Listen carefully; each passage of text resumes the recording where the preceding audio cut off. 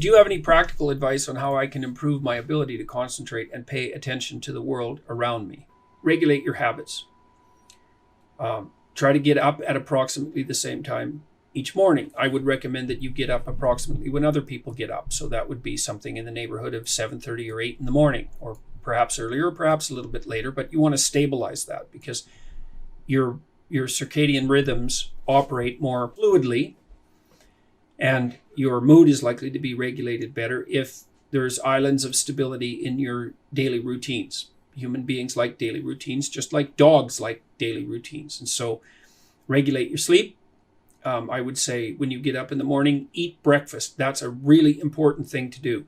I can't tell you how many people I've treated in my clinical practice whose proclivity for emotional instability and depression, anxiety, general hopelessness, emotional pain and gloom and doom, as well as capacity to concentrate, were properly regulated or inhibited or reduced by merely ensuring that they ate I would say a protein and fat rich breakfast relatively soon after they wake up. And that's especially true if they're stressed. And because it turns out that if you stress yourself after a fast, which is of course what you've undertaken if you haven't eaten since the night before, that your body produces enough insulin to deplete the sugar in your blood.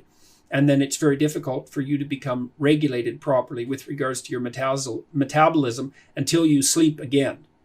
And so it can be regulating your sleep, and your breakfast eating habits in particular can be in a very effective way of regulating your mood and increasing your capacity to concentrate. The other thing I would say is that spending some time scheduling your time is also extraordinarily useful. And so I can tell you a little bit about how to use schedules effectively. So the first thing I would do the first thing I would say is that you should develop a long-term plan. Transformation takes place. You have to set up your long-term vision. You have some vision of the good towards which you're working, and some vision perhaps of the hell that you're avoiding. And then I would say once you set up that vision so that you know how to orient yourself, then you should start designing your days. And you can do that very effectively with a calendar like Google Calendar. And instead of, many people say, well, I hate using a schedule or I hate using a calendar. And what I would say about that is that if you hate using a schedule or a calendar, then you're probably using it wrong.